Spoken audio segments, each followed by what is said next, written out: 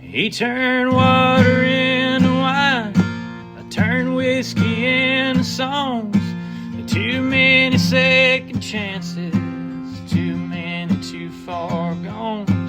Gave me grace along the way, took my heart and led me home. Don't you see, it's a God thing for me.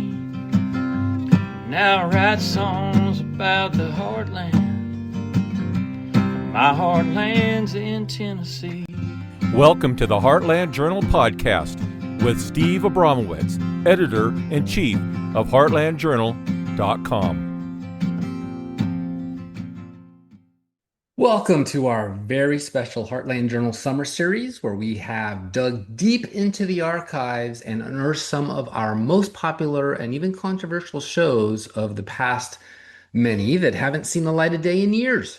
We hope you enjoy what we have in store for you. Until I return to my post as host of the Heartland Journal podcast, this is Steve Abramowitz wishing you a safe and sane summer. And as always, glory to God. Howdy, y'all. Welcome back. I'm Steve Abramowitz, and this is the Heartland Journal podcast. On this show, we are focused on our nation today with always an interesting person making a positive change in our community and lovers of truth. This time, very special repeat guest, Kyle Seraphin. But first, for more information about the Mill Creek View podcast, visit us anywhere you get your podcasts and socials at Mill Creek View, Tennessee. Welcome to our People in News episode, where I interview people who are making an impact and are lovers of truth. Today, we are talking with Kyle Seraphin. Kyle Seraphin is an indefinitely suspended FBI special agent and U.S. Air Force veteran. He attended the FBI Academy at Guantanamo in the summer of 2016 and was assigned to the Washington field office. While in Washington, D.C., Seraphin worked counterintelligence investigations for 2 years before transferring to a specialty surveillance team. Seraphin has appeared to speak about corruption and political bias within the FBI on Fox News, Newsmax, and Salem Media TV. He's a regular guest on the Dan Bongino radio show and my first repeat guest on the Mill Creek View podcast. How lucky am I? Father, husband, and says Sundays are for God and family. Kyle, thank you for coming on again. How are you? I'm well. How are you doing, Steve? Good to see you Doing again. Doing great. Thanks for asking. You and Steve Friend, also former FBI and a whistleblower, were both scheduled to be my first repeat guest, but he got subpoenaed to testify in front of the new House Select Committee on Weaponization of the Federal Government with Jim Jordan, Ohio priorities. He just reached out to me and told me proof of life. He's still alive. He's at Reagan Airport. He's boarding a plane. He's getting out of DC, and he resigned from the FBI. He did. All right. Well, yeah, right in front of him. So thoughts good and for prayers for him. And also he's there with Jim Jordan, people of Ohio, the train wreck. So he went from suspended to actually terminated and now officially resigned. And they refused his request to get another job. Yeah, that's why he accepted the job. So he went ahead and resigned based on that. So I know we'll get on together and we'll all get a good triple talk here. Steve's a great, fun guest to have because he's very much a yin to my yang in that sort of way. That's right. We operate on very different spectrums, but we have the same message, I think.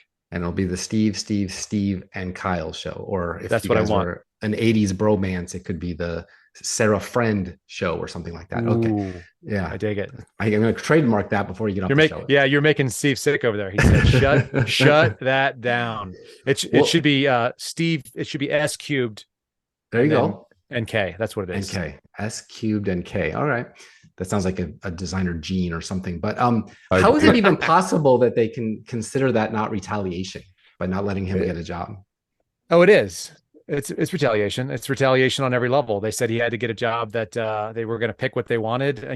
If I ask for permission, I just don't ask for permission anymore because I don't work for them. When you stop paying me, and I'm 255 days away from being paid at this point. Wow. I don't care what the FBI says about me. I'm going to do whatever I want. They terminated my my security clearance the other day because I showed up on media appearances and I didn't ask for permission. And it's like, well, you probably shouldn't have put it in writing that I have no duties or responsibilities as an FBI employee anymore because I'm not going to abide by your policies. I don't care what you say. And Steve's the same way. He just went ahead and said that he resigned so they didn't put some nasty disciplinary thing or go into him with, our concern is that there's going to be a criminal case that they try to make, not that there's a justification for it, but that this process is the punishment attitude is going to be applied to people like him and me and other whistleblowers. And, none of us have any faith that the FBI is operating in good faith. So that seems pretty plausible. They want to know if you took top secret documents or sent somebody an No, email or any of these kind yeah, of, I mean, yeah. My last that's name is Seraphin. It's not Biden, so I didn't have any of the top secret emails. Um, I got a storage unit. It has no classified documents or any documents of FBI because, I had one thing when they came by and actually got my last of my gear. They picked up my body armor from my house, and I said, "Here's a CD of a case. I don't know what it is."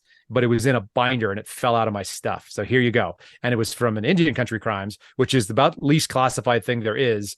And I don't know what was on it either. It was just a CD. And I just said, it maybe doesn't even work. Here you go. That's the last year stuff. Get off my property. But wow.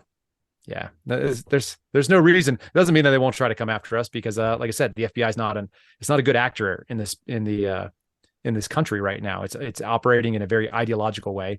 And we could see that from the most recent whistleblower disclosure that I helped release. Yeah, I want to get into that. But before we do, I'm sure you've been following the news of the committee that Steve was just on today. I don't know if you saw today, if it's live or not, but what stands out to you most about Revelations since you lived it and since you were here on January 20th, a month ago, exactly?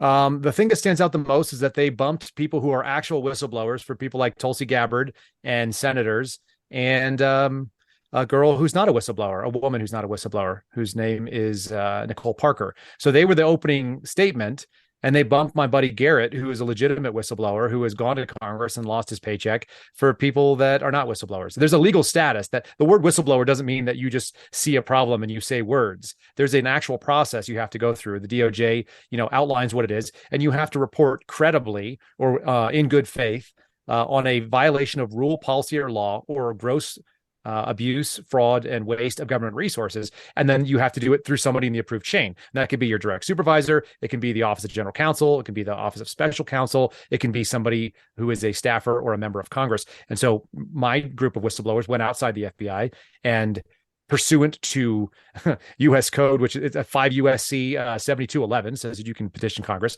That's what we did. That's why we were authorized to go to Congress under DOJ policy. So we went there and made these allegations.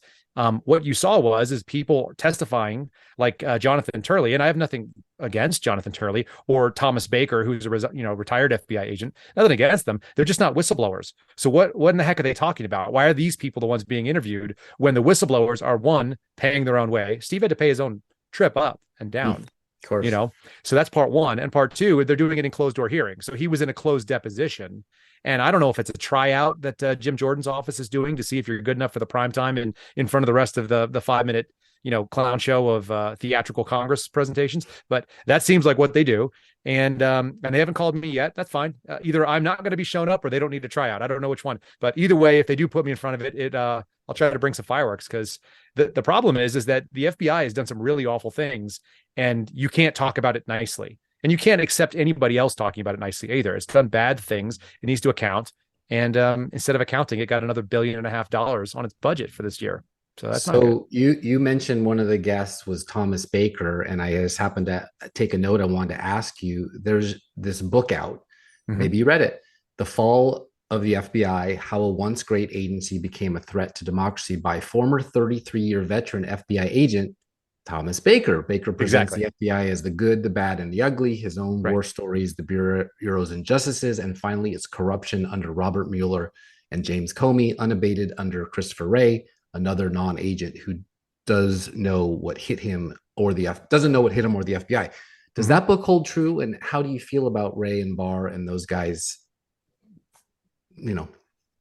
Well, I read the jacket only, so I don't know enough about the book. I would love to talk to Thomas Baker. From his testimony, it sounds like we're probably on the same page for a lot of things. Probably not everything, but that's pretty standard. I mean, I used to deal with guys of his tenure on a regular basis when I was on the surveillance team, because a lot of guys that would come out to do surveillance had 20 to 25 years in the Bureau, and they were kind of at the end of their careers, and they make really good surveillance agents, by the way, because nobody expects the guy with gray hair and a little bit of a beer gut to be the Fed that they're waiting on. So that's actually a very helpful thing. But I don't know Thomas Baker. What I'm getting at is that they're doing a weaponization hearing, and maybe they were just doing an establishing shot, like they're going to get to the real movie later. But what they didn't do was bring whistleblowers on. And I think that's bizarre when you have a panel of 4 people and 2 of them are former FBI agents and neither of them are whistleblowers. That doesn't set the right tone for me that you are bringing a serious case to the American people that these are the problems. Now, I'm sure Thomas Baker has a very clear idea of what has gone wrong in the Bureau historically. I'm sure that he watched that decay happen from the inside, but he also retired with his pension and he got to walk out on his own terms. That's a big difference than someone like me who got thrown out for doing what I think is the right thing, which exposes, malfeasance on behalf of a federal agency. And I did so according to the law, the way that we were supposed to do it. And it didn't result in a good, the retaliations they're pretty significant and they're not very fun. Like I still, this is a trailer. I'm sitting in an RV right now. It's 60 degrees because I've got an extension cord that runs in and it runs my lights and it runs my camera and my little computer here. So this is a suboptimal condition. It's not like I get to sit in a nice warm house that I own because I sold my house over this, and I would do it 10 times out of 10. But I didn't see the people sitting in front of Congress going through that hardship. I see people like Steve Friend doing it. I see my buddy Garrett doing it. I see people like my producer Phil doing it. And all those things do not lead me to believe that this weaponization committee is serious, because you only get one shot at this. And they're also saying they're expecting to release a report on this in 2025. Like, sorry, that's too late. That's way too long for the American people to have a weaponized FBI. 2 more years before we get a findings hearing? No. Yeah, first of all, I think you have a good perspective that this is just another kabuki theater thing. I want to play a clip for you, and then we can talk about this guy. Steve, run that clip real quick, would you?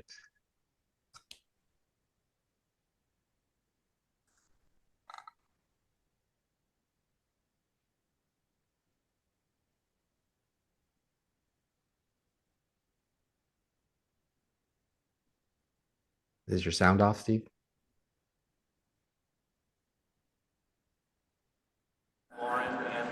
That I will bear true faith and allegiance to the same. That I take this obligation freely without any mental reservation or purpose of evasion. And I will well and faithfully discharge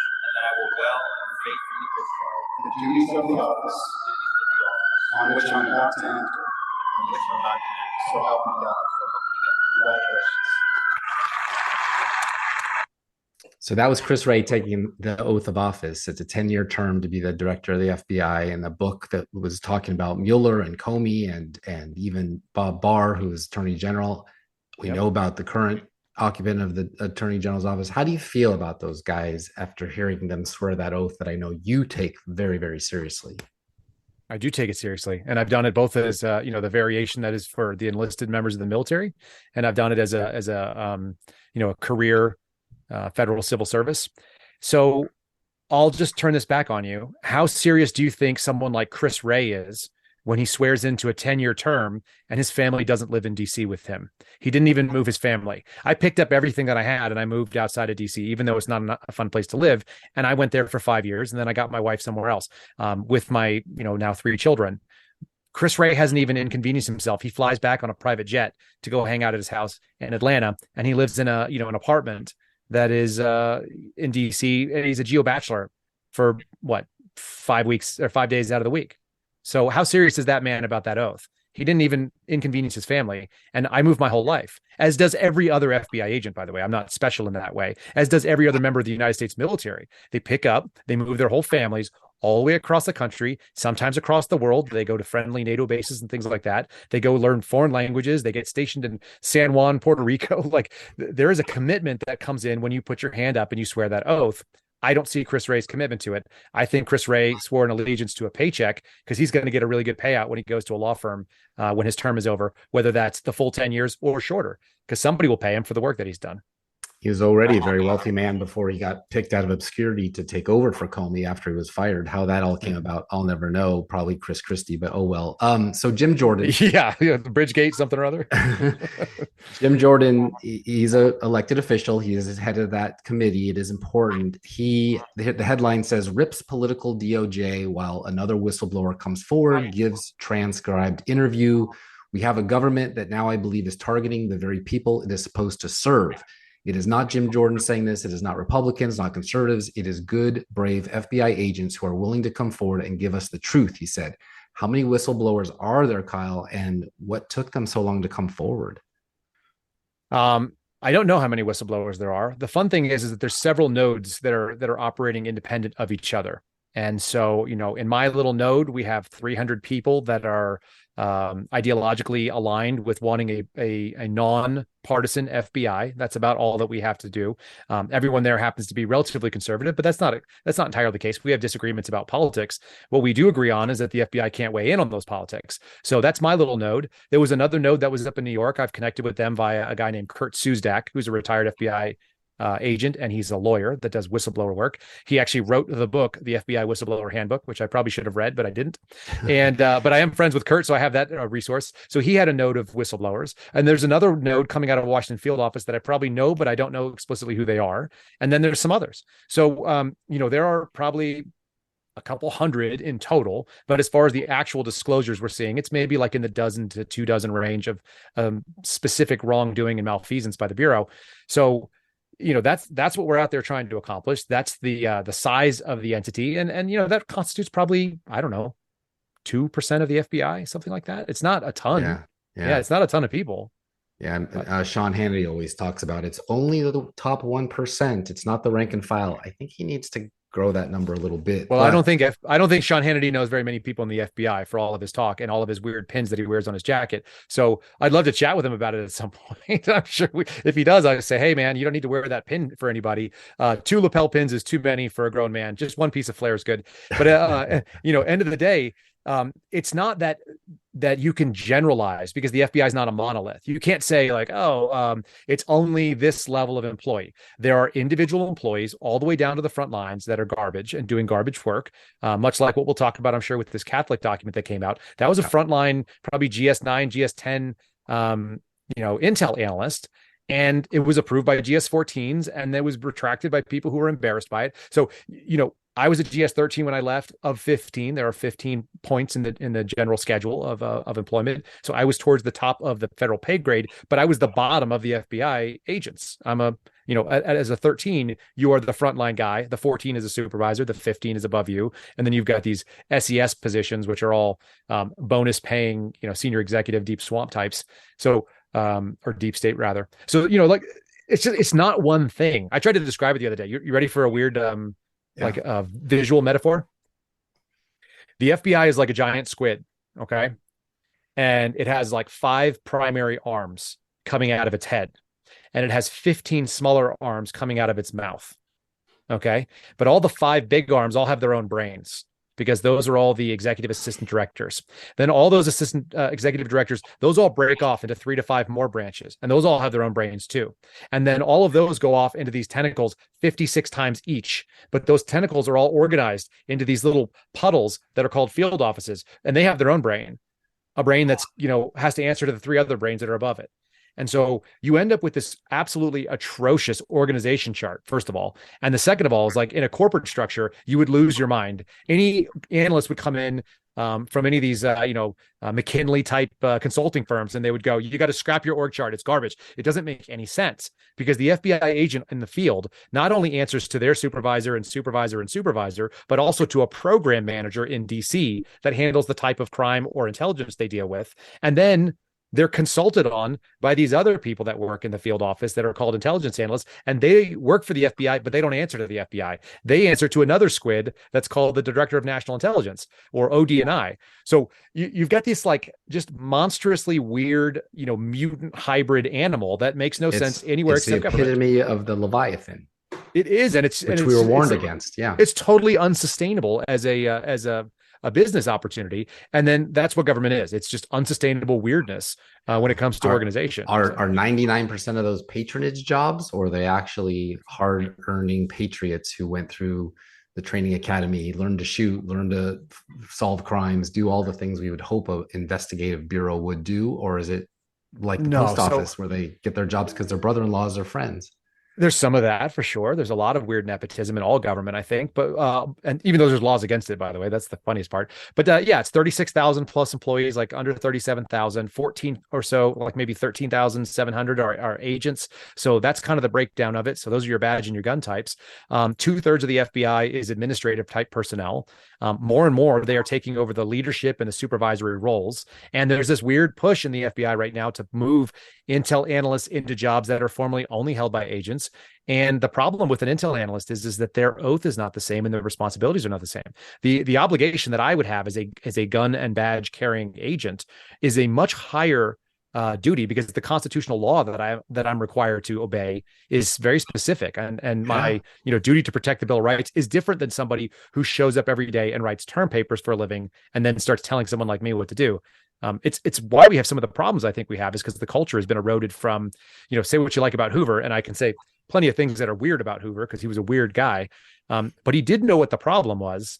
He may have been a gangster in a very real sense, but he did align more or less with the values of what America is about. And that is not necessarily the case with what we're seeing right now. Now these people they've really sworn an allegiance to themselves. Like I said, I think Chris Wray's allegiance is to his own paycheck and his own future and wealth. And it's the same thing for a lot of these senior executives. Like, they're looking for the next job. How do I move myself in? And then they move either into the information industrial complex in big tech, or they move into the so some of the other sort of industrial complexes that just feed off people in government that know how to find the person that writes the check, which is gross. And we saw them join the new economy with the Twitter and the Microsoft and the Google, and just going right into those executive suites, big time things, like James Baker, who was the counsel for Wray, FBI, right into a company like that, which was a public company at the time, should not have been doing these type of things. Again, illegal. Matt Gaetz, congressman from Florida, firebrand, lots of controversy, but he said during the weaponization of the federal government hearing, I want to assure you both that we come not to trash the FBI, but to rescue the FBI from political capture. Can it be rescued from political capture? I don't know if there's the will to do that, but if I were going to do it, I would do it by gutting it in the management, and then I would make everybody else interview for their jobs, which is a difficult thing. It'd probably be an expensive process, and you'd hurt a lot of feelings. But essentially, anybody at a GS 15 and above, that's going to be the assistant special agents in charge of the field offices, all the section and unit chiefs of the headquarters units, and everyone above them should be fired. And I'll say it very emphatically, because every single one of them had the opportunity to throw the BS flag on the enforcement of COVID policies, which they didn't choose to do.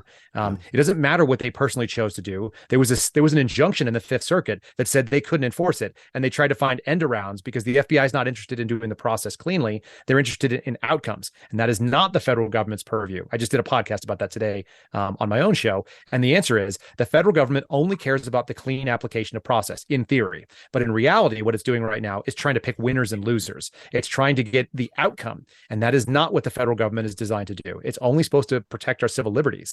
So it has no business in what the outcome of the court case is. The court says something and it just says, yes, sir, let's do it. That's the job. That's the job that you swear to. And so if you got a gut 15 and above, and everybody 14 and below has to go and interview for their job again, I don't know if anyone's going to do that. Matt Gaetz follows me personally on Twitter now, so that's kind of interesting. He was interviewing my friend Steve Friend today, and I'm glad that he was there. And I, he's hit and miss with me, as I'm probably like any other human being. I don't expect I would agree with anybody 100%, but I do like the words that are coming out of his face right now. He's saying things that make sense to me. I hope they have the political capital, and I hope they have the political fortitude to follow through on these things big time. Yeah, because that'd be a big move. Well, most of the time that you were in office, or in your position as an agent, Nancy Pelosi was in charge of the Capitol of the Congress. Now that Republicans are majority for the last 5 weeks, are you seeing anyone in Congress helping you or defending you more so than you would have seen in the last decade? Helping me personally? You and your group, you call them your pods, your fellow brother and sister whistleblowers who have legitimate cause for concern about the illegality and the, let's just call it, corruption of the FBI, helping them rescue it from this political capture? Or is it just business as usual up there? It's probably too early to make a judgment on them. I'm trying to reserve judgment, and I'm trying to be patient, which is not my strong suit. I'm an action-oriented type of guy. I was a paramedic when I was in the field. So I like to jump to the problem and address it right away. If we need CPR, I don't need to discuss it. We just do CPR. If we need to shock a patient who's has a fibrillating heart, then we just defib right there. And in the same way, I would like to see some of that shocking action happen. The answer should be that all of the people that are whistleblowers, like myself and the others, should have their paycheck restored. Steve French shouldn't have had to make that choice.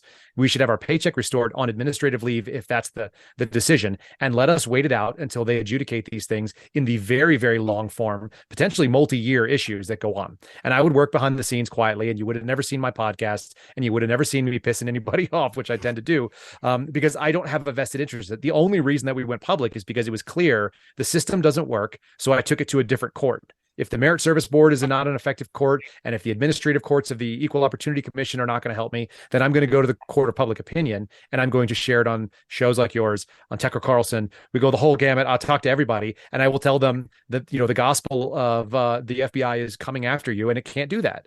And, as you can tell, I'm kind of an evangelist about this. I'm pretty passionate, and I get spun up, and I got a lot of words to say it. And I have a lot of experience to back up what I'm saying. Like, I'm not saying anything that's false. If you go interview people that have a lot of time in the Bureau, they say the same thing. These are coming from 6 years of conversations around a table on a Friday night, drinking a beer after my team was done, or, our squad meetings on Monday mornings. It's a lot of time talking to a lot of people with decades of experience that all see the same problems that I did.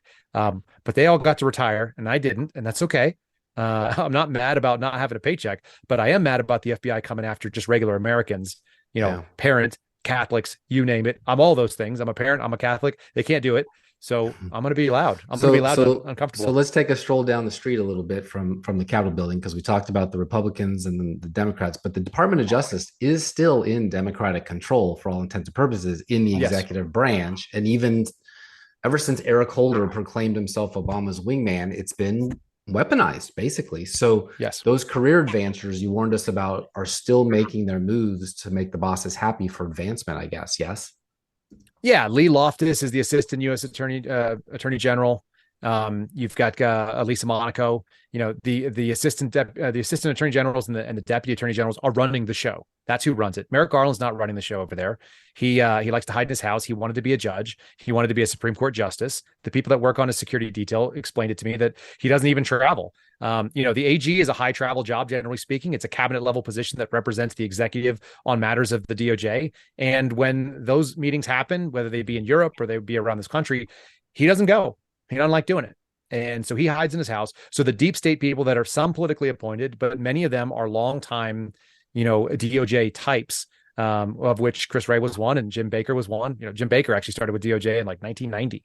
Yeah. And I heard Jim Comey would never really spend much time in the field either. He was always going to cocktail parties and spending time away. That's certainly possible. I think people really liked Jim Comey. He's got a cult of personality. So for all of his faults and foibles, and there are plenty, and it seems like he's kind of a narcissistic kind of guy that really believed his own hype, which is really dangerous when you do that. People did like Comey. Like, there were mugs in the FBI field offices that said Comey is my homie, which is sort of nauseating to those of us who saw afterwards that it seemed like he really took a lot of liberties with what his job was actually supposed to be. But when he showed up, people loved it. They loved seeing him. They thought he was a great guy. He's very warm. He's very charismatic. But whether he traveled, he wasn't traveling around by the time I got there. He gave me my credentials. So he was the guy that did that. If you look at the picture of me, they just don't seem like they are managers of a huge, expensive agency for the most part. They seem like what you've been warning us about. They were just ladder climbers who found themselves at the top of that particular thing. Maybe he wanted to be CIA, but Trump won and it wasn't going to happen. He got fired. And just like Christopher Wray, you said, spends more time on vacations and his private plane, which is actually taxpayer funded. That's our plane, yeah. Than sitting in the office, getting things done, solving crimes, preventing the next 9/11. Let me read this to you from American Greatness. You probably heard of that website. They had an article by Ken Masugi. Don't know if you know him, but sorry if I got his name wrong. But he wrote, "The FBI as intelligence unit for the administrative state. Today, the heroes are few and outnumbered as the FBI has become the enforcement arm of the Democratic Party, which is the party of government. The corruption was well underway before 9/11 in Watergate. What the reaction to 9/11 added to the administrative state was an arbitrary distinction between life under war and life under peace. That is, we are governed 24/7 by emergency. Yesterday's terrorist attack, today COVID, and tomorrow what? A climate emergency? Turns out it was balloons and aliens and maybe an ecological disaster in Ohio." That's right. Do you agree with that pre-post 9/11 analysis? Yeah, Ken nailed it. And moreover, I'll give it even like in a tighter way for you. the definition of national security radically changed on September 12th, 2001 in this country from its previous, and I may have said this to you last time, but it's worth repeating. The previous definition historically for all of American history has been that the national security means we protect the Constitution and our constitutional republic, and that the American way of life continues. There will be loss of life in that, like many soldiers and airmen and Marines have lost their life doing that. Okay. Sailors as well. I don't want to leave anybody out. So when you talk about that on September 12th, the new rule for national security is no American dies at the hands of terrorists on American soil. That is not an achievable mission, but it is the definition of pre-crime. So when you have a zero anything policy, and you can look at the Chinese with the zero COVID policy, that means you have to weld yourself into your house, start ordering your Netflix up, make sure that your subscriptions are good, order Amazon so the drivers can come drop your stuff off, Uber Eats to your door, and don't come outside because it's too dangerous. And, that's what we're dealing with. We're dealing with a fundamental shift in that. And so the fear climate is part of control. That's how it works. Your amygdala is triggered. You make emotional decisions instead of logical and rational decisions. And when that happens, we get more and more government. And don't worry, the government's going to protect you.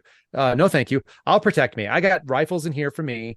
Nobody's coming to come after me. The Chinese spy balloon is not coming after me. You have to, defend your own information, your own communications, and you should be your own first responder. And then local government best. State government when you need it, federal government, stay the hell out of here. That should be the real animal. And it was, that was the founding of our republic. Unfortunately, we have put things on the government, and the government has happily taken that task because the government is just a bunch of people who want to make a paycheck with doing the least amount of work possible. Probably like a lot of people, like they don't want to work very hard and they don't want to do a very good job if they can help it. More like the DMV and less like the Marines, I guess is what we're saying. And we all want to believe that Jack Ryan is out there saving the day. No. Not happening. So there's no Jack Ryans. Well, to show that there are lawyers and nefarious, the new legal filings show FBI was involved in January 6th debacle per Proud Boy's attorney. Proud Boy Ethan Pac-Man Nordine's attorney, I actually met him once, reveals that prosecutors filed a sealed motion asking the judge to restrict defense questions about FBI confidential sources and their involvement with the group ahead of January 6th. FBI confidential sources were with the Proud Boys during their march and in some of the group's Telegram channels. Sounds like entrapment. Nordine's counsel indicates if the FBI had numerous informants with the Proud Boys on January 6th was a seditious pre-planned conspiracy, which the prosecutors claim, then why didn't they try to stop it? Because they don't get credit for it if they stop it before it happens. It has to happen.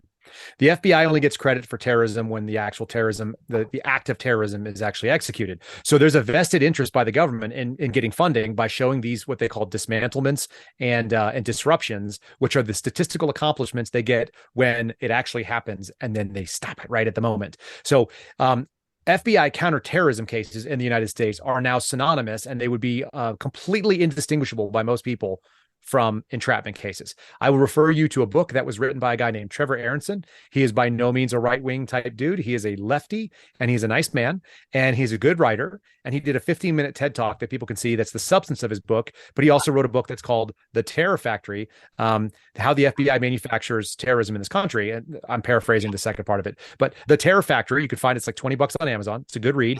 It was considered mandatory reading for my surveillance team because it is the way the FBI executes terrorism cases. Now, he was talking about what he would call black and brown people, jihadi types, foreign terrorist affiliated or homegrown violent extremists, but you can substitute jihadi for white supremacy, and you can substitute black and brown people for ignorant anybody, and then you can get the white supremacy cases. And they're not all white, by the way. Obviously, like the Proud Boys are not a white organization. So when you do that, you get all of the same type of entrapment pieces. And there's even further, and Julie Kelly wrote a piece about it yesterday or the day before an American Greatest, talking about this document they're using for the seditious conspiracy. And it says it's called 1776 Returns. And you may have heard about it, talked about, but it's this piece that was, one of the cornerstones of the government's case against the 5 Proud Boys that they said are seditious conspirators. And it was probably written by somebody in the government or a government source. And it was given to the Proud Boys on behalf of the government. So the cornerstone of this so-called conspiracy was actually the federal government, because the government builds terrorism cases. That's what the FBI does. And it's not good. It's terrible. It's terrible. It's not American, that's for sure. No, it's not. It's very Stalin-esque. So you went on Tucker. This is the big thing right now, and I'm excited to be able to talk to you about it. You went on Tucker and warned everyone the FBI tried to manufacture crimes against Catholics. You are a Catholic. I am a Christian. Steve is a Christian. That's against the Bill of Rights, no matter what it is. Yes. What makes them target religion? And you produced the internal memo. They ignored Nasser molesting gymnasts even after complaints, but they make up this white supremacy stuff. Why? So when you're an ideological actor, you're trying to pick winners and losers. In the case of the FBI right now, the sort of the woke type, the leftist activists are trying to pick a winner and loser. And the author of this particular document, in my opinion, was interested in going after Catholics because of their wrong think on abortion and on LGBTQ issues. And it's very straightforward when you read the piece. That's why I produced the actual document. It's available for anyone to read. It's at uncoverdc.com. I wrote a piece on there about Christians and white supremacy. And essentially what they believe, this is what I think was being done here, is they said nobody cares about a thing called radical traditional Catholics. They sourced it with the Southern Poverty Law Center, which is a trash organization and should not be used. It's actually out of policy for the FBI to use that as a single source for intel. And they said essentially that these radical traditional Catholics share common cause in the fields of abortion, LGBTQ issues, anti-immigration stances, and then somehow anti-Semitism, which is weird. I don't think that's real. But allegedly, all of these things gave them common cause with white supremacists, and that's why they would be susceptible to recruitment by white supremacists. And therefore, the FBI should do mitigation tactics, which is to say, introduce confidential human sources into these Catholic churches. That's full crazy. But what it does is it props open the door, not just to radical Catholics, but now to radical Baptists and radical Lutherans and radical evangelicals and radical, you name it, Christians, and then all Christians, because all Christians, more or less, if they are followers of the book, do hold these basic tenets that abortion is not a moral good. It's not one of the sacraments that we should be participating in. And at the very, even if they are tolerant of it, nobody sees it as a good thing. And then same thing with the sort of the gay issues that come down in this country that have weren't they just radical. Kicked out of all the Muslim mosques for doing the exact same discriminatory policy? So they just basically flipped it and said, well, they're not a persecuted group anymore. We can now go after the majority of this country. It reminds me of the Gallatin flag was on a symbols list. They called moms and dads domestic terrorists for yelling at school board meetings when they were upset about dirty books and CRT in the classroom. I mean, this is it's almost like a pogrom of the majority religion in the country by the premier law enforcement agency of the country, directed by the Department of Justice, which is under the President of the United States. What country are we in? We're trying to get to China if we can. So the what's crazy is the whistleblower who brought that document to my attention stated very emphatically that if you were to switch the word Catholic with Muslim, you would not be able to produce that document. Right. It would not have flown. It would not have made it past the supervisory intelligence analyst who approved it, and it wouldn't have cleared the legal counsel who also had to approve it. That's the Chief Division Counsel in Richmond. So, here's the thing. It's not that the FBI is embarrassed about what they did, because they retracted the memo, and it's not a memo, it's an intelligence product. So it was actually like a finished analysis. It's a term paper that would have been the seed crystal for growing other documents in that same vein. So there would be a whole body of work about all the, the radical Christians out there. But you're talking about a religion that has 70 million adherents in this country alone. Maybe 1 billion worldwide. It's the world's largest, yeah. You don't get to do that sort of thing, number one. And number two, there's a lot of Catholics in the FBI. So we finally have driven a stake in a place where they can see us like pointing that flag down and saying, okay, I've been talking about things that are wrong. Maybe you didn't have a problem with the parents at school board meetings, but you should have. Maybe you didn't see a problem with the Gadsden flag and the 1835 battle flag from Gonzales. Maybe that wasn't a thing for you, but it should have. You should, maybe you didn't care about the fact that they were calling election crimes on misinformation and disinformation. But these are Catholic churches you're talking about going into, and that's pretty black and white in the Bill of Rights. You got to get smarter about it. And I've had people that I've never talked to before pick up the phone and call me and say, "Who is that analyst in Richmond?" Because I want to call and bitch them out, whoever they are. And so you go, okay, I don't have the name and I can't give it to you, but I bet you could find it. And if you want to make a phone call and tell somebody that they blew it, then by all means do so. We literally have freedom of religion in our Constitution. And so now you definitely outed them with their own memo. So they publicly walked it back now, right? Yep. I don't know why Chris Ray hates Christians, but you spelled it out pretty good. But the Southern Poverty Law Center, that's a whole nother situation. That has a history of defaming people based on their religion. In June 2018, they had to publicly apologize to Majid Nawaz at the Quilliam Foundation for defaming them as anti-Muslim extremists. The SPLC paid out $3.365 million to Nawaz over that. I wonder how much Catholics and parents will get in taxpayer reparations. My guess is probably very little. And, that's the thing about people that are generally speaking conservative. They just want to be left alone. And I don't know if this will go anywhere, but what should be happening is the Catholic Bishop Council should be getting very aggressive about letting the FBI where they stand and what's going to happen. And the Thomas More Society should get involved because there's Catholic lawyers out there doing that. And I think they're going to be a little bit tied up right now with some of the pro-life activists that have been arrested that are Catholic. But that being said, it's on the list. It's on the list of things that need to be done. And, the Bureau needs to be held to account for what it did. The fact of the matter is they were never going to disseminate this publicly, but they would have built, like I said, a body of work on this particular topic to the point where you could justify predicating cases. I think we probably caught this one early enough that we didn't have that, but I don't have visibility to every intelligence product. I don't even work at the FBI anymore. I just have a bunch of friends that do. So I'm grateful that there are people that are willing to expose it, and I'm glad that they don't share their name, and I'm not going to give it up. And I went through torture training in the Air Force, so they can come at me and whatever they want. I'm not going to tell them who my sources are. I consider myself a journalist at this point, and that's why I wrote the piece and my own analysis of it. It's like, give me a byline. Let's do this thing. And DOJ should treat me as accordingly. I'm going to continue to expose them whenever they step out of line. And that's the only thing we can really do. The hilarity in this thing is that the FBI bulletin indicated that opposing abortion is a facet of white supremacy. Right. But they didn't pay attention to the fact that Planned Parenthood was created by Margaret Sanger as an attempt to eradicate the Black race. So Correct. How did all of a sudden did it turn from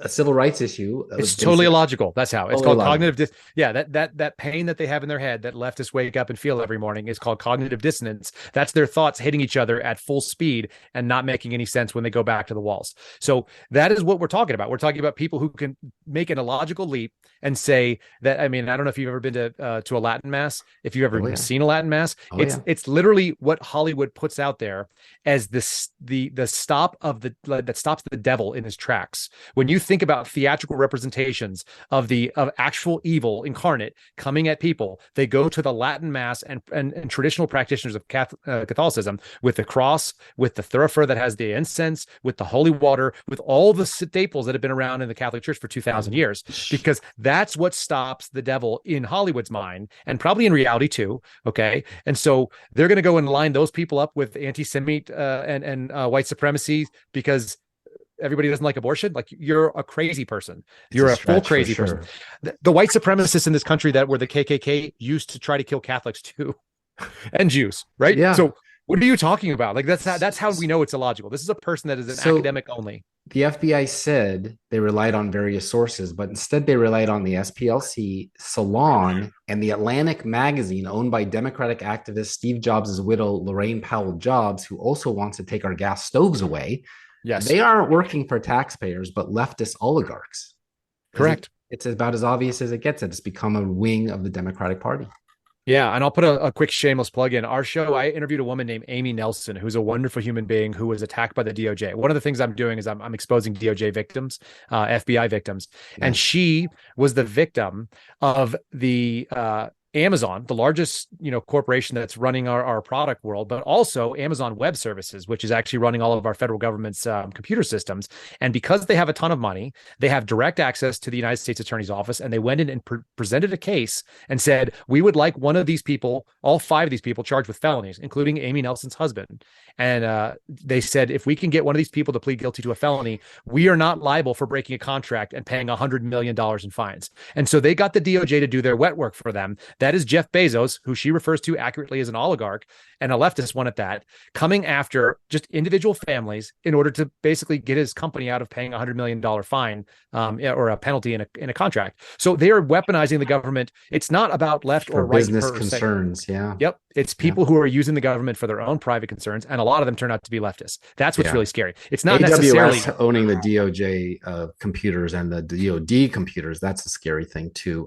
But in what business is it as the FBI that New York City sent fingerprints of fired for being unvaccinated employees to them for tracking and registration? Did all cities do that, and you're only hearing about New York City? I haven't heard of anybody else doing it. I read the same report you did. Here's what I do know.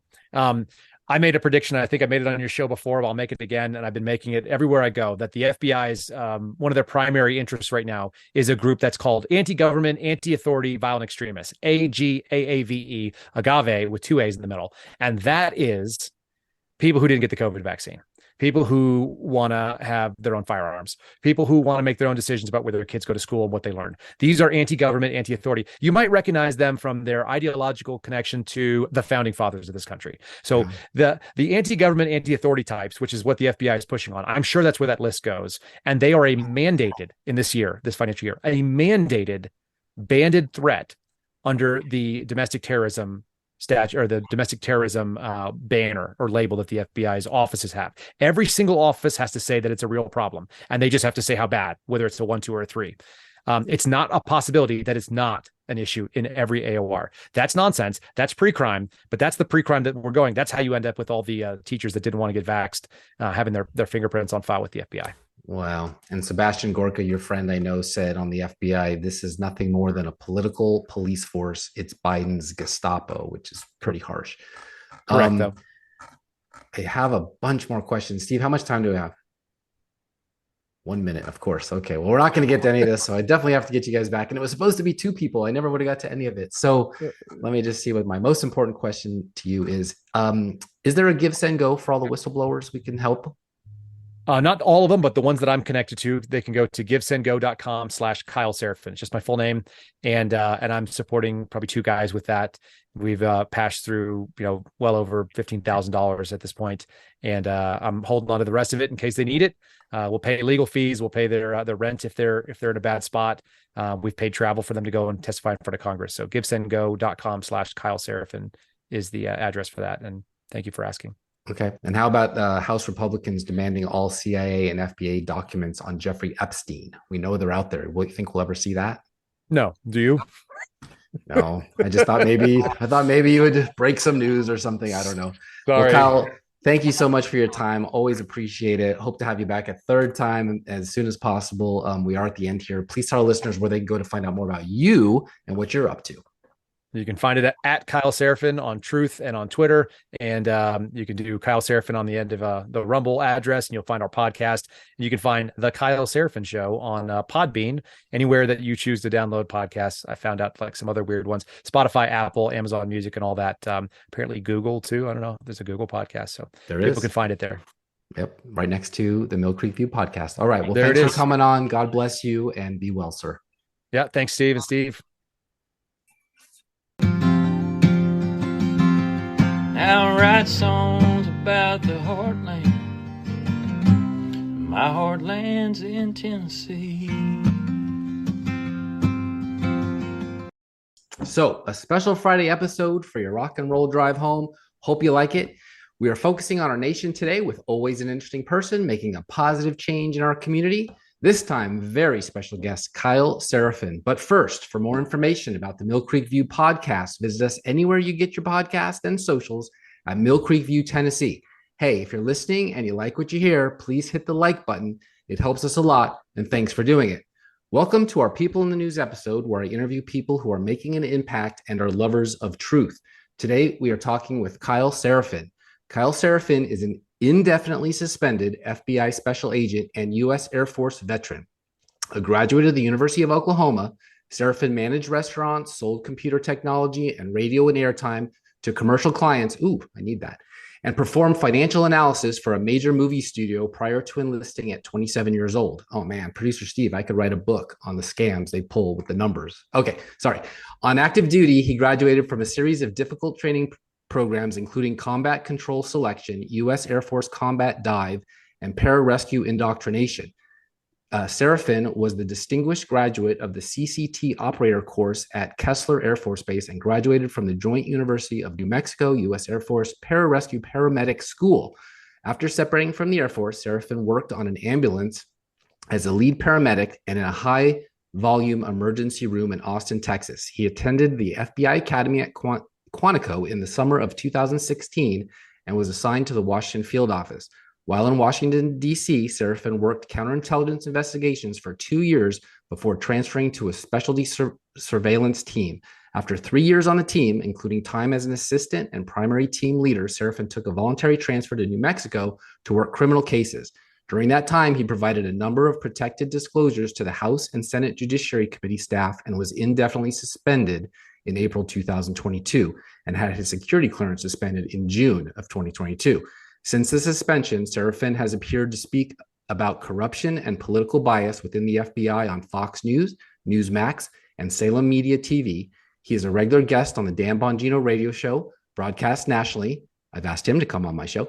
He's my mentor, but doesn't know it yet. And he has been interviewed by Dr. Sebastian Gorka and Jesse Kelly. He has been interviewed for print by the Washington Times, American Greatness, Undercover DC, Tracy Bean, she's awesome, and independent journalist Matt Taibbi.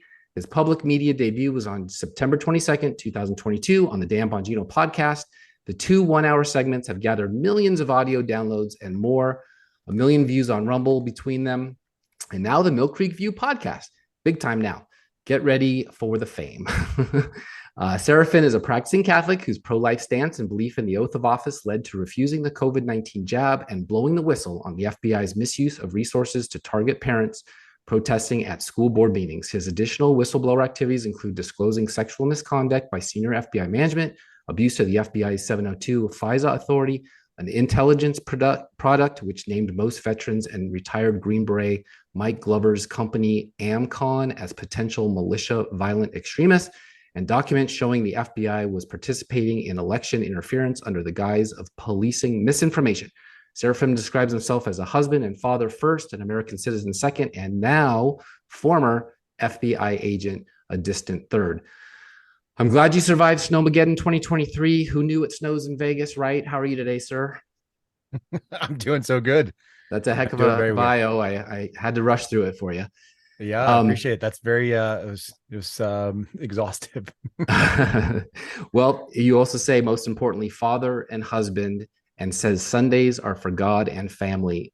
Kyle, thank you for coming on. We had Stephen Friend on here. I know you're friends with him. Also suspended, now fired FBI agent. I want to give you all due respect. Thank you for your service in the Air Force and FBI. It's not easy to become a special agent. You did it and it didn't go well. Please take your time and tell your story to my listeners why you left.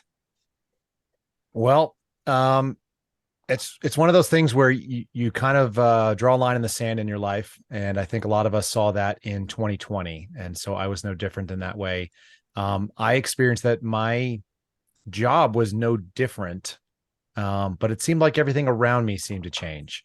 So I was actually on either deployment or working TDY 120 days during 2020, during the sort of COVID lockdowns, which immediately struck me as bizarre and strange and antithetical sort of to the way that I grew up in this country. We've always been a country that accepted that freedom takes a little bit of risk, that there's a little bit of danger that's involved in being responsible for your own personal decisions. And I thought that was something we all did gladly. But it turns out that a lot of people were not interested in that. So that was unusual.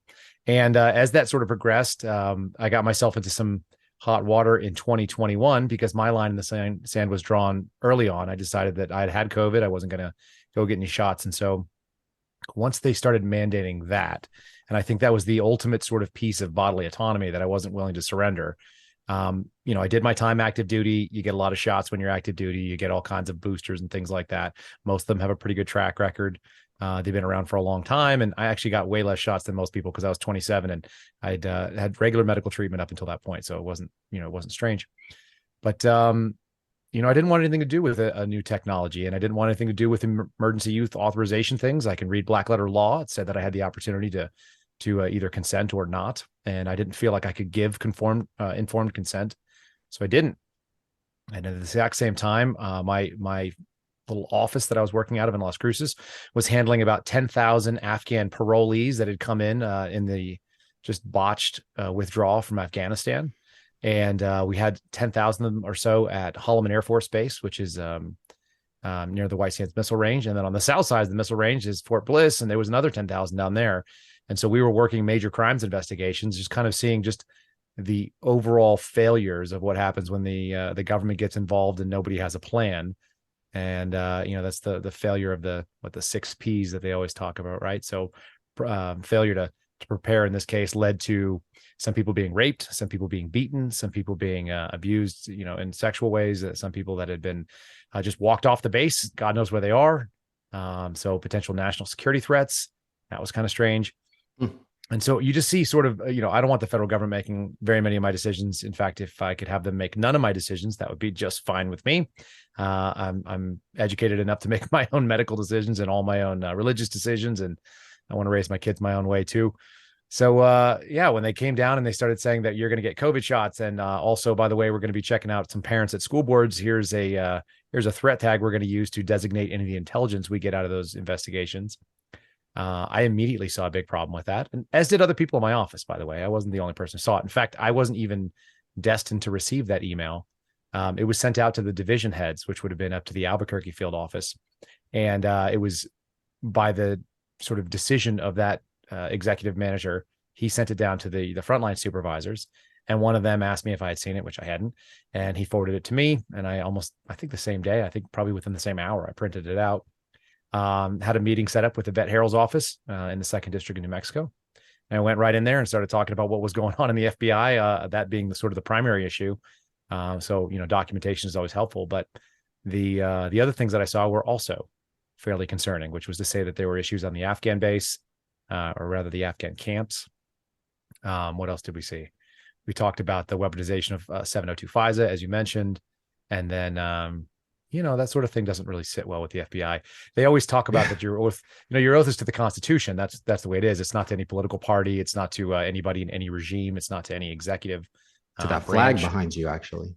Yeah, it's exactly right. It's the same thing, and I've sworn that oath a number of times at this point, both in and out of uniform. And the strange thing is that the FBI sort of considers that your loyalty should be to the Bureau, and that your primary operational motivation should be to not embarrass the Bureau.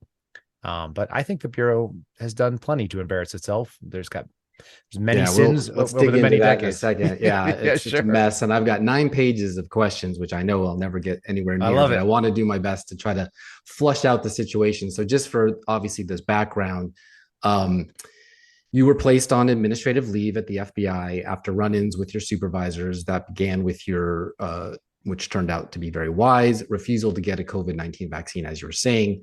Are you looking for like back pay, like the military's maybe getting, and will there be a lot of FBI that demand that? And you say you have the body camera footage, which proves that you weren't unprofessional when you were reviewed by dozens of state, local, and federal law enforcement officers, and nobody saw any issues with your behavior that led to your termination. So who's taking up your case to get your reputation back?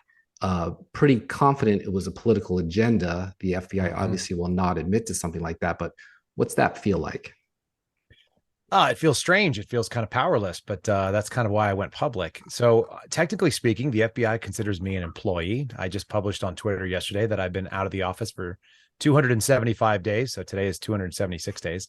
Most of that without pay.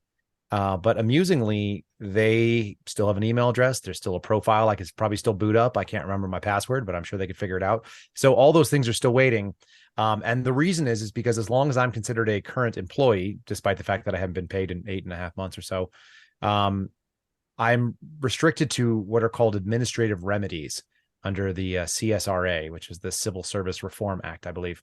And so all those things sort of buttonhole you into these little goofy sort of kangaroo courts. There's the Merit Service Protective Board, where I went in and had to argue a case with them, and I went pro se because no lawyer would take my money. They literally told me it was a waste of my time, but I had to do it anyway.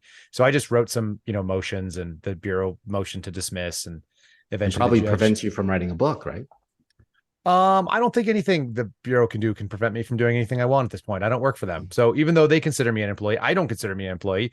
My employers pay me to show up and do a job, and I have neither of those things. And I do have a piece of paper that says that they relieve me of all my duties and my responsibilities as a special agent. So as far as I'm concerned, the Bureau and I are done. But do they owe me back pay? Probably.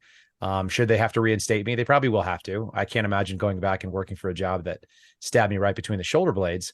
However, I think that they're probably required to, and if that's the case, I've made the pledge in front of a couple people, but I'll do it in front of your audience. I will go in an American flag Speedo and cowboy boots and that hat behind you, and let them know I got some things I got to work out, so I probably won't be showing up for work, and I'll take all the leave that they have to reinstate. So it's a weird situation. Is besides, of course, you personally and your family, the fewer voters now trust the Federal Bureau of Investigation, and many believe the agency is acting as President Joe Biden's personal Gestapo. We need a premier law enforcement agency to protect our rights. A new National Rasmussen report finds that 46% of likely U.S. voters have a favorable impression of the FBI, including 15% who have a very favorable view of the agency. That's down from May of 2020, when 60% had a favorable impression of the FBI. 47% now view the FBI unfavorably, including 26% who have a very unfavorable impression, so down 14 points. I pulled this out of April 17, 2018. I want to get your impression on this. The public's trust in FBI remains high in the days leading up to the release of former FBI Director James Comey's book about Trump this week. But support for the Bureau may show signs of slipping. According to the poll, 54% of Americans said they were confident in the FBI, and when asked if they thought the FBI was simply doing its job or was biased against the Trump administration, 61% of Americans said the agency was doing its job. But that number has dropped from 71% in February. At least people are seeing it. So down 25%, like NASDAQ index. Yep. Why almost overnight did this once trusted FBI director decide to mislead Congress, deceive judges with concocted tales from fake dossiers and with doctored writs? Did Congress pass a law that our federal leaders in the FBI and CIA could lie with impunity under oath? No, but I do think that, when you look at people like Comey and Wray, that you've got two very different actors that are engaged in what's going on. It's my belief that Comey probably believed he was doing the right thing. I think he had a cult of personality in the FBI. They actually used to have mugs that said Comey is my homie. And all the support employees thought he was the best. And I think a lot of agents also kind of bought into it as well. And when it occurred, when public information sort of led us to see something different. You get that clip ready.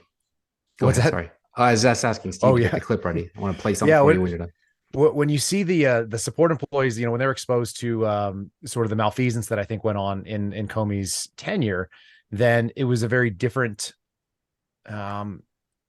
reaction than those of us who are agents. And I think agents by their nature are a skeptical type. That makes you a good investigator. You should have skepticism. You should do a trust but verify, and maybe not trust at all, because I kind of don't trust anybody. And I just want them to prove whatever it is that they're trying to say. And if that works out, great. And if it doesn't, it doesn't cost me anything. I don't have any emotional baggage to go along with. But the support employees, I think most of them probably still line up with what Comey was doing. And unfortunately, that's because a lot of the hiring in the FBI, probably in the last 10 years, but maybe even more, has gotten more and more left-leaning because of the types of degrees and the time in academia and the age and sort of what we've seen in this country, where you see like a very younger demographic shift towards sort of leftist sort of. And I would never assume that like liberals used to be authoritarian, but they're not liberals anymore. They're the people on the political left have left libertarian ideas. They've left. The basis of freedom, and they're willing to censor and kind of stomp down any opposition because it's scary or it's dangerous. And it's weird. It's a weird thing to see, because the FBI almost always, even when they were doing things that were wrong historically, and I think they did plenty of things that we could talk about, they sort of aligned with the general sentiment and sensibilities of the American people. Like probably 80% of the people agreed with, going after communists, let's say, even though you shouldn't do that, because communism is it may be a terrible idea, but it's an idea that you're allowed to have in this country. And then we got to this point where we're so polarized, where it's almost 50-50. I mean, any election could go either way. And when you see that, then I think a lot of people are very, 50% of people are going to be skeptical of the FBI, because the FBI is going after half this country at this point.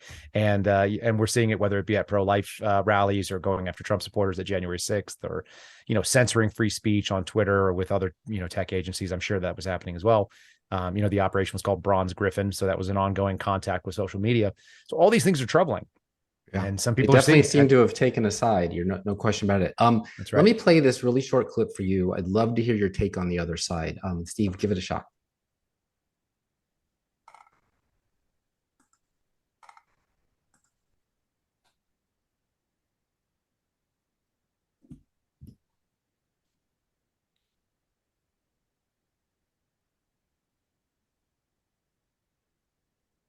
Is it going to work for us?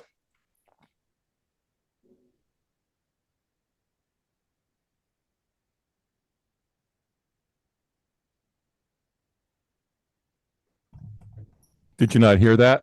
No, we couldn't hear it. I I played it. Sorry about that. It's not coming through. I just played it. We don't have it. Yeah, Yeah, just go ahead and move it on. All right. Unfortunately, that was Christopher Wray speaking in front of the World Economic Forum, basically about uh, the power that the federal government and his agency has with the private technology companies. If you want, let me try it again, just real quick. Yeah, give it a shot. Maybe we can edit this out or something. Here we go. And I think there we go. Sophistication of the private sector is improving, and particularly important, the level of collaboration between the private sector and the government, especially the FBI, has, I think, made significant strides. Pretty much every technology we could talk about today, we see both great opportunity but great dangers. So there we go. Like Twitter, when the FBI director flies to a foreign country to brag at a globalist conference that he's got the US government and the private sector monitoring and censoring everyone in clear violation of the Constitution he swore an oath to defend, you know, you're in a tyranny, right? That's Why right. is Christopher Wray in Davos at the World Economic Forum in his taxpayer-funded jet before an unelected non-American tools? Well, you know, at this point, he's got to go out there and he's got to keep his brand name up so he can go and get that job as soon as he leaves the FBI. It's going to pay him nicely. And that's kind of where we're at these days. Like, we're in a space where you get an awful lot of government people walking into what I've been calling the information industrial complex. If you're an intel agency, which the FBI is an intel agency, and if you don't know that, like, look what they do. They're doing intelligence. They're doing intelligence operations and investigations on Americans. So if you are one of those things, you go out there and you got to get your brand name up and you get your notoriety up and get your mentions high. And then, you know, then you can command top dollar when you walk into some law firm and you're just a figurehead, which I imagine is what he'd be. Because he's not running the FBI. The people that run the FBI are not Chris Wray, just the way that the people that are running the DOJ are not Merrick Garland. It's all the people that are just below them in these senior executive roles. That's what the swamp looks like. That's what the deep state is. That's the administrative state, really. The shallow state. Yeah. Yeah. And these folks are out there. They're really clear what their agenda is to go and get a big job somewhere else. That's why we don't hear former directors coming and speaking out, because they all have some sort of, you know, corporate alliances at this point. They're not out there, you know, saying this is what's wrong. And even some of the good, you know, former assistant directors and executive assistant directors and you know, deputy directors, where are they? They took jobs with Disney. They took jobs with some financial corporation and so on. And so, you know, well, they're certainly not upholding the oath they swore to uphold. But after learning that Twitter employs at least 15 former FBI agents, I searched Facebook and found it alarming that Facebook currently employs at least 115 people in high-ranking positions that formerly worked at FBI, CIA, NSA, DHS, 17 CIA, 37 FBI, 23 NSA, 38 DHS, and all but a few of the former intelligence agents were hired by Facebook after the 2016 presidential election. That's right. And after the FBI established their social media focused task force, they called, I don't understand this, but the FBI the belly button to CISA with Elvis Chan. Did you ever meet him? I'd never met Elvis Chan. I know people that did sit in a bunch of his speeches and some of the conferences and trainings that he did, including one that he did with a high level executive from Reddit. So the kind of context that we saw with Twitter were the same things. But the belly button is, you know, it's an intelligence term. It's the interface. It's the umbilical, right? So in the same way that you'd have a connection, that's the feed point. That's where the mother connects to the child. That's how you stream information or lifeblood or whatever, you know, it's a metaphor, but it makes for a really weird graphic when Matt Taibbi does it on Twitter and shows a blue bird coming out of a hairy belly button. But yeah, that's essentially what is going on there. Yeah. The FBI is the front contact. And also because the FBI has a law enforcement role and as a law enforcement agency, which it does as a secondary job, I would say, there is a good reason to be connected to private industry, briefing threats and things like that. We used to do threat briefings or what they call defensive briefings, where we'd go and say, hey, look, it looks like this country may be targeting a technology that you're involved in, or maybe looking at some of the infrastructure that you maintain or whatever. And when you go do that, we're overt. We're not spies. Special agents have an unclassified job title and they do, they have the potential of doing unclassified work, although the people in the intelligence part of it do not. So yeah, that's what they're doing. Well, and the documents that I've read, it kind of indicates that the censorship which is illegal, wasn't so much a matter of a right-left dichotomy, but rather a pro and anti-establishment one. Even some left-leaning accounts were targeted if they strayed too far from the official government narrative. The many censorship requests that Twitter received via the FBI were phrased as merely bringing information to its attention, leaving it up to the company to decide what to do with them. But Twitter executives clearly felt compelled to accommodate these requests, like extortion. Even in cases where they internally struggled to justify doing so, the documents show they did it anyway. Isn't it against the law for a agency of the United States government to tell a publicly traded company that has SEC requirements to provide a service to do these things? Can't there be, I don't know, lawsuits, for goodness sakes? Well, you'd think. So here's the thing, right? So what the government cannot do by itself, it cannot do by proxy through an agent that is acting on its behalf. So it cannot do those things. It cannot compel them. What we see happening, at least in the Twitter files, and what was going on with Twitter specifically, was almost like a source cultivation, like a relationship. A lot of times when you bring in a criminal source, they may have some sort of charges or something that they're working off. So they're going to be doing good behavior in order to get away from some sort of consequence. So there's a carrot and stick mentality. And what we saw in the Twitter files as they did the drops, essentially that Mark Warner from Virginia and Adam Schiff and a couple of others were involved in basically holding over the potential of legislation that would have regulated the industry and the platforms that way. And when you do that, you create a bunch of costs, because regulation creates costs. That's why people who care about business and want free businesses to be able to operate, they want less regulation. So they said, it's almost like a gangster type protection racket or a shakedown, where they said, it's like a real nice company you got there, but it'd be a real shame if we had to put this really expensive, legislation on top of it and stifle your abilities. And then at the same time, the FBI comes in from the wings and says, look, we'd like to make some, we'd like to make some requests, and we'd love to have some liaison contact. And by the way, we think it'd be cool if some of your people had a security clearance. Would that be cool with you? Oh yeah, that's really fun. So they worked this kind of, source relationship where they recruited them under threat. And it was like, well, you could be part of Team America. Like, that's what we're all about. So when you get them to come in and do that, now they think they're doing the right thing. And I don't think there should be any illusions about what the political biases at Twitter were. I mean, it's in San Francisco for a reason. The type of people that work in the tech industry, which I have some of my wife's family members, and I grew up in the Bay Area for a number of years, and I have a pretty good contact of what goes on there. It's not what it used to be. This is not the place that Ronald Reagan, once won the governorship of California. And Elvis Chan was, I believe, the bureau liaison in San Francisco. That's correct. Yeah. So he was the assistant special agent in charge there at GS-15 level on the pay scale, which is the top of the government's main pay scale, the GS scale. But he was working there. He was then, one of the number 2 guys in the office as far as tiers, and was the point person, for this particular contact program. And what's funny is that, like I said, I had friends that were in a meeting with him when he was talking to a high-level person at Reddit. They basically said, we can't censor speech. We can't go out there and tell you to remove content, but you sure can. And kind of gave the wink and the nudge. And it was assumed. I mean, everybody in the room saw it. It was like, oh, apparently we're going to be making recommendations for this. And Reddit is on board, because Reddit also wanted to do that. And they were just looking, the FBI has a significantly higher monitoring capability, I think, than most places would. Those businesses are in the business of trying to make money and keep their platform running and keep their code, unhacked. Yeah. So if somebody wants to come in and make recommendations to them and has the bandwidth to go out there and use all the tools the FBI spends money on, like the FBI spends money on social media monitoring technologies, whether it be things like BabelX, where there's a $27 million contract. They're spending $1,000 a user license for what's called social media exploitation. So for sure, they got other ones called Data Miner and another one called Zero Fox, which is really funny to me because somebody got Zero Fox past the censors.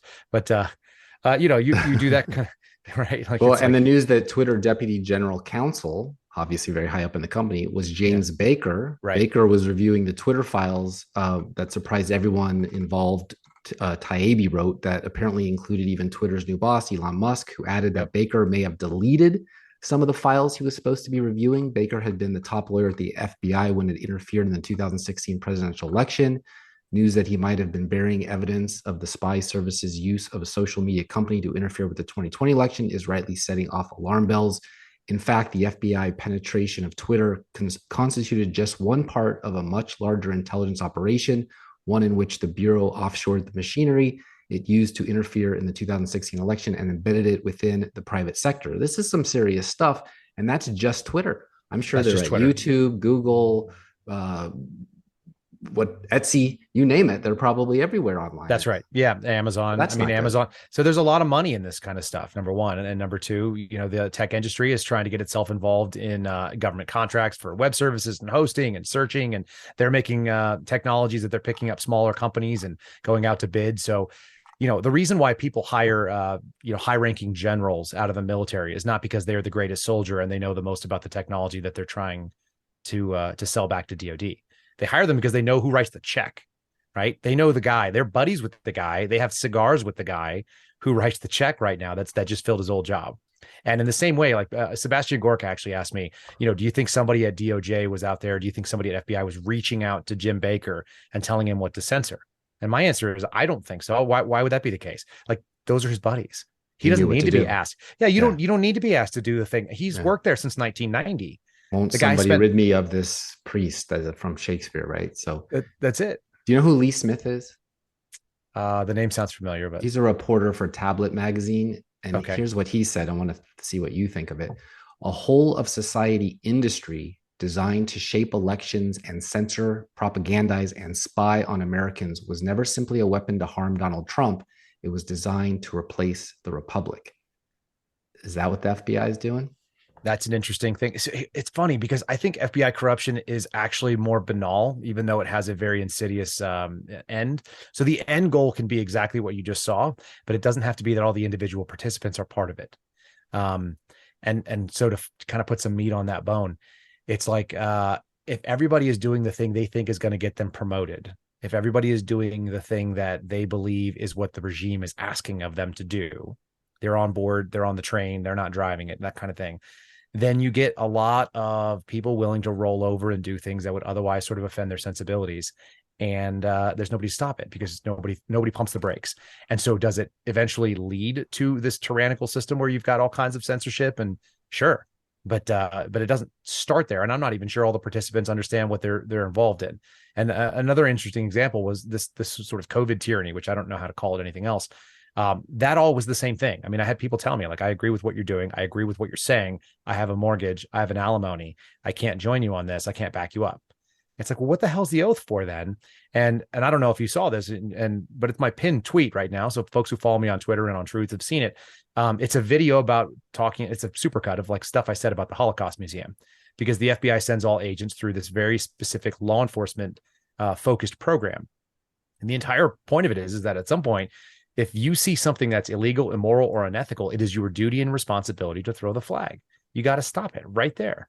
And if you do that, then it doesn't progress. But if you don't, you end up at places like the Holocaust, because it did, people were saying, well, are you trying to say like, the people who were, crushed by the government's COVID tyranny, are they like the Jews in the Holocaust? It's like, absolutely not. I'm saying the people that were in government service that refused to say no are like the Nazis. That's the really big difference. And so if you go down that road, you're going to end up at potentially genocidal, but you definitely have ended up in a place where for a long time, family members didn't want to talk to us. They didn't want me and my kids around them, which is absurd. It's like, look, they're kids. They're fine.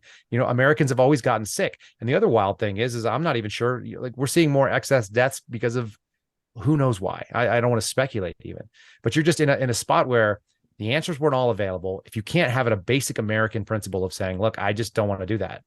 The end. Like, no more. I don't need to justify it to you. Why would I? I just chose not. I don't own I don't own a full-size van. I have a minivan. Why? Because I like a minivan. It gets better gas mileage, but it doesn't matter. It's because I chose to. I like to ride a motorcycle. Is it dangerous? Sure. But I chose it. Like, that's the American freedom we should be living in. Absolutely. So from my layman's outside view, maybe from your inside view, you have a better take, but it seemed to me like after 9/11, Bob Mueller, the guy they made the movie The Departed about, working with Whitey Bulger and whatever, set about, in his words, to change the culture of the FBI from law enforcement to intelligence culture. That was the day, it seems to me, that everything went bad and they started making hires that were ambitious politicians and less about investigation, let's just say, trying to do the right thing, follow the letter of the law. We've had bad consequences. Do you think Do you think that was it? Do you think Bob set it on a bad path and then James Comey came in and ran with it? And now we just see carry forward even to the nth degree with the new guy, Ray? Yeah, short answer is yes. I think that Bob Mueller killed the Bureau. I think it's fatally wounded and it's just bleeding out right now. We're seeing that it'll either carry on and be a dangerous wounded animal, or it will be, maybe put down graciously, or maybe it could heal, but it's going to have to break off a part of itself. The intelligence mission, the domestic intelligence mission, is antithetical to law enforcement, because law enforcement requires process. It requires oversight. It requires a check and a balance. It requires being accountable to a court system and then being able to expose how the information was handled and whether or not that was judicious or not. And if you don't requires do a crime to investigate, right. not a person to go after. The Republicans Correct. that just came out in the House Judiciary Committee, they released a 1,000-page report detailing a, quote, rampant culture of unaccountability, manipulation, and abuse at the highest level of the FBI. Quote, rotted at its core with a systemic culture of unaccountability. How do you fix something like that? Yeah, it's funny because I'm prominently in that report, and the guy who said rotted at its core is my friend. We laugh about it a lot that he said it and then they ran with it. They love it. There's only 55 pages of actual substance to that, and the rest are appendices. So people who have seen the 1,000-page document, I read it so other people don't have to. I did a podcast about it as well. How do you fix it? You divorce the FBI from the domestic intelligence mission, period. There's no other way to save it. And maybe the FBI gets shut down and rebranded and opened up with something else, because the badge is tarnished. I mean, it's covered at this point. It's covered in slime and it is messy, and people don't want to be raided by the FBI. So I'm down with that. The FBI seems like they're in a chicken match with the ATF right now to see who can get themselves defunded first. And, what's funny is the ATF narrowly avoided death in the 90s. They almost got shut down. And then, of course, they went in with Waco. They went in with Ruby Ridge. They were out there like searching for a reason to exist, and they needed some real showy stuff. And, of course, they made a complete mess and the FBI mopped it up. So the FBI got sullied by their brand, and now they're both garbage, and they're both doing, and I don't mean that the human beings that work there. I've got a lot of friends that still work at the FBI. They're good people. There's plenty of good people that are doing things in an agency that is awful. And the overall mission set of the FBI is intelligence. It is the primary piece of it. If you look in the DIOG, which is the Domestic Investigations Operations Guide, that's the operational But is Bible. it though, or is it investigation? Because the CIA is not supposed to operate in the United States, but it sure seems like they co-opted the FBI to do their domestic dirty work. All right, you want to get dirty into this? Look at this. So Yes, check this sir. out. Not only does the CIA operate domestically, but the FBI is part of it. Okay. So the CIA has a group that's called National Resource. It's either division or group. I don't know how they call themselves, but NR is a functional entity that exists inside the United States. And they do what the CIA does. They do human intelligence. They recruit sources, and then those people travel overseas. So that happens. Here's what's really interesting. The FBI has an ongoing program with the CIA to send FBI special agents to the farm at Langley, or to Langley and then out to the farm rather, for training to become case officers domestically. And they work 3 to 5 years in that program, and then they get to come back to the FBI. At that time, they lose their badge and gun authority. They go and become CIA case officers. And that makes the FBI better at doing intelligence work. So there is a function that doesn't have to be awful, but having good humenters is what we call it. These are people that recruit human beings.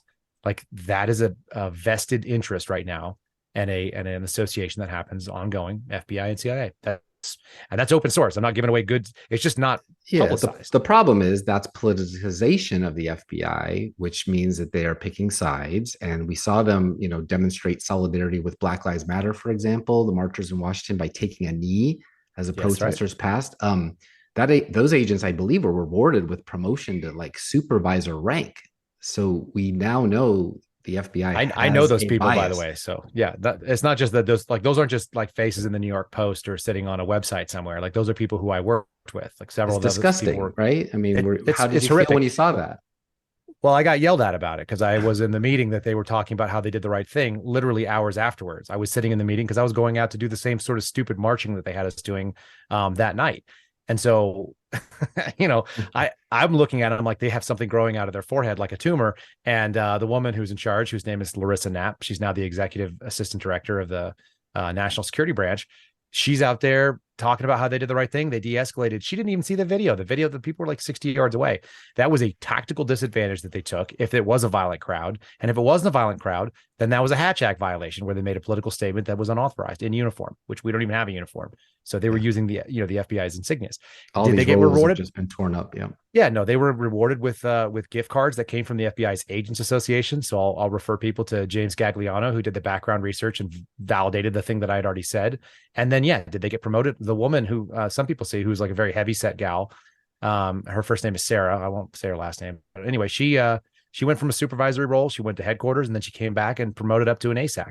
She was a colleague of Timothy Tebow, who got run out of the bureau. As a GS-15. So she was a 15.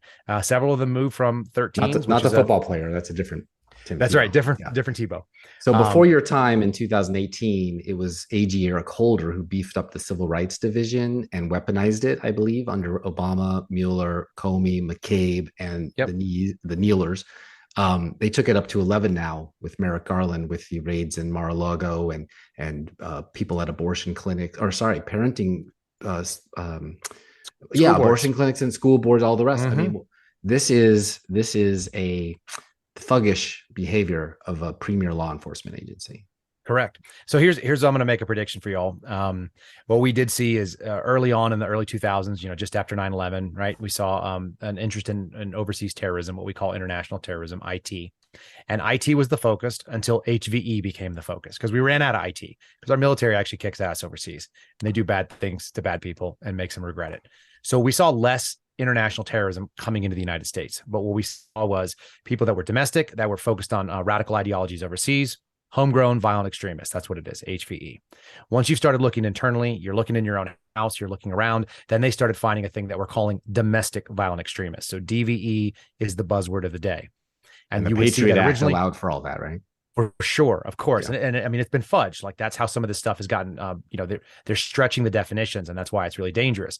But when you have, DVE is your thing, the first one people will be familiar with are white supremacists, which we call racially motivated violent extremists. So white supremacists is number one. Then you started seeing this militia violent extremists, which I did a whistleblowing activity, obviously, and exposed a thing. And Ted Cruz was famous for putting his boot up on the desk and saying, I got the Gaz, or what do you have? He had the Gonzalez battle flag on the back of his cowboy boots, which was outstanding. And so militia violent extremists has been kind of up to 2022. As we enter 2023, we're obviously right in the beginning stages of it. I'm going to predict right now that you're going to see a new thing that I've been seeing in the Bureau as I left, that was called agave. And that's anti-government / anti-authority violent extremism. And that segues very, very nicely. It's, it's a tongue in a groove with the January 6th cases. And it's all about what you're talking about when you start resisting the authority of the government. The government doesn't exist for us to obey them. They obey us. Their job is to secure our liberties. So it's very simple.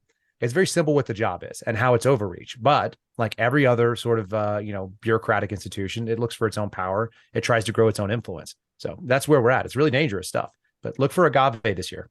Do we also look for a lot more guys like you and gals like you to say, no, this is not the job I signed up for. I'm a patriot. I'm American. I love my fellow citizens. I'm going to leave. I know a lot of them have that $60,000 a year pension on the line and would give up a lot if they said I'm out after 20 years, but sure seems like this is not very American. It is not very American. So the people are conflicted that I talk to, and there are a couple. You're getting a trickle out. There's going to be one who you'll see very soon that are coming out. We've seen a woman named Nicole Parker who just resigned, and I think she's just like sort of a conscientious objector. I think she also had some issues that were going on in the Miami field office because they lost 2 agents, and it struck them pretty hard. It sounded like she was friends with one of them. There's another guy in the Alaska field office who's going to be public fairly soon, so I don't want to steal his thunder. But the people that are coming out that are finding a big problem with it, and there's obviously dozens of us already that do. But are a lot of people going to walk away from that job? I don't know. Like, how many people want to walk away from their job right now and look around? I'll tell you what Steve Friend told me the first day that we spoke. He said, I looked down at my resume and I'm looking around like, what the heck am I going to do next? And I realized, like, I've got a really good resume to be an FBI agent. And that's really hard because other law enforcement doesn't necessarily pay the same. It doesn't have the same prestige. The prestige is negotiable, but if you have a certain amount of money that you owe on your mortgage, are you going to walk out of a job where you just got to shut your mouth for another 3 years? Because that's what I saw. I think we got about 5 minutes left. I wanted to just hit a few more things. Are you familiar with Jeremy Brown? Why am I? Is he He was the one that Green Beret? they tried to recruit him Yeah, for Green January Beret. 6th, and he said Yep. no. Yeah, he's a Green Beret, and he Yep. said no, and now they're Yep. going after him for being, I guess, not supportive of what the FBI tried to do. So hopefully we hear more about him. I'm going to play a clip from him later in our next segment.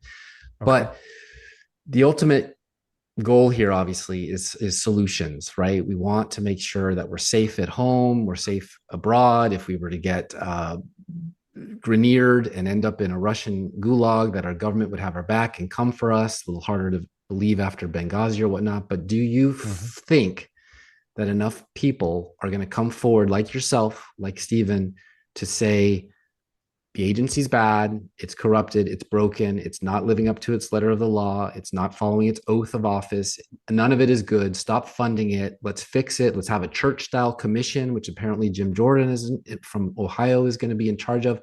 Will there be significant improvements in my lifetime, or are we just going to live under the thumb of a new Gestapo? I think there's a very real possibility that we get some meaningful change there. And the only reason why I say that is I've even said, and my position on that has shifted in the last 2 weeks. Jim Jordan's has said my name on 4 different national programs right now. He said it on Hannity. He said it on Dan Bongino's show, who's a friend of my family. He said it in some other spots. He said it on Joe Pag's show. So he knows that we need to be talked to. And we know where the bodies are in the FBI when it comes to the policies and the procedures and the individuals that are acting outside of the interest of the American people. So people like Steve and I, we're going to have a chance to, Steve Friend, we're going to have a chance to have our. I'm going to have both of you on next month. Yeah, so it's going to be a great show. Absolutely, we're happy to do that. I'm more optimistic now than before. There's always a caution. If you take a shot at the king, you better not miss. And that is where we're at right now. This church style commission, they asked me about it today. There's a focus group and a think tank that's working on it.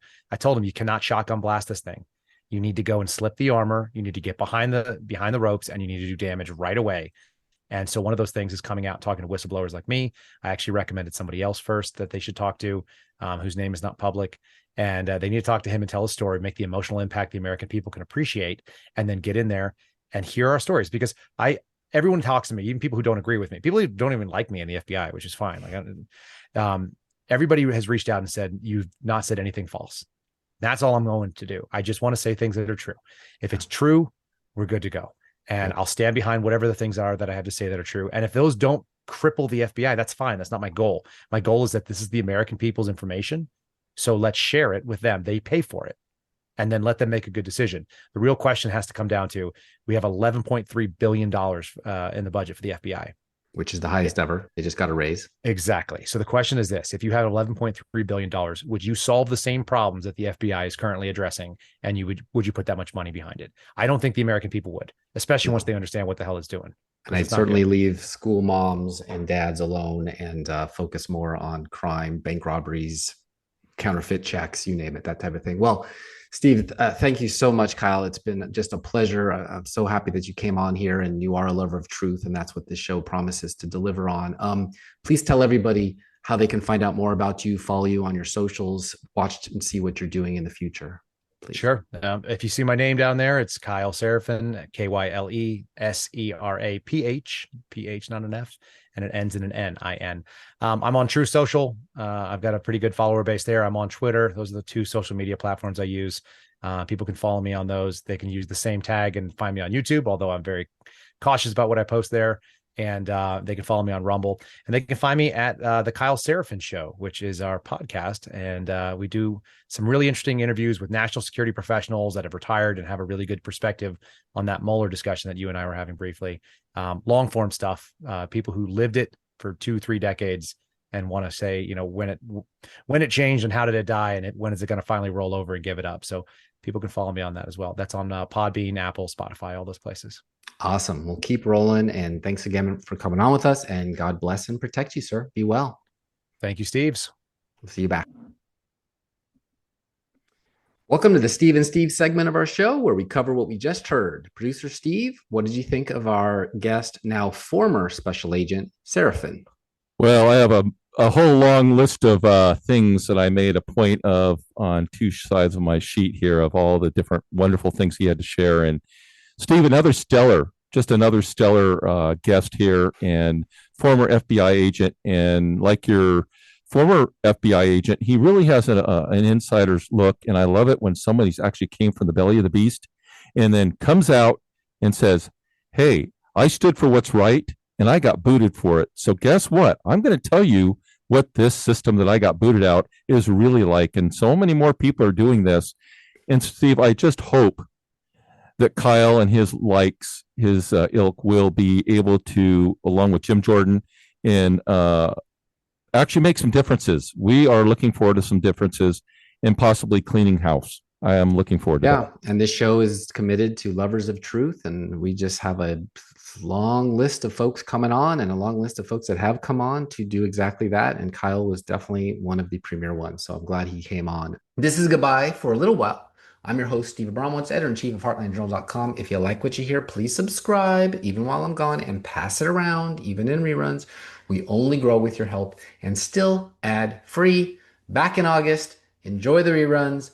Maybe off air, we'll get that piece in our time. I'll work on it in Europe. Glory to God. At Heartland Journal, we don't just write about the Heartland, we're part of it. Whether you're in Montana cattle country, next to an Idaho data center in a drought, or from an Ohio manufacturing town, this is your platform. Got a story tip? A perspective we need to hear? We want it. This podcast and website exists because readers like you step up. Help us keep the lights on and the reporting honest. Visit heartlandjournal.com or our Substack, Heartland Journal, and subscribe to our ad-free premium content. Together, we're keeping authentic journalism alive in Middle America. I'm Steve Abramowitz, your host of the Heartland Journal podcast. Thanks for listening. It's a long way to Nashville from that Napa Valley vine. Put me on a road less traveled. Lord, now I know why. God knew I'd get there in His perfect time. Heartland Journal Podcast is the media property of heartlandjournal.com, where you can find news stories, commentary, and content serving the heartland of America. Any views or opinions represented on the podcast are personal and belong solely to the creator and do not represent those of the people, institutions, or organizations that the creator may or may not be associated with in professional or personal capacity unless explicitly stated. Now I write songs about the heartland. My heartland's in Tennessee.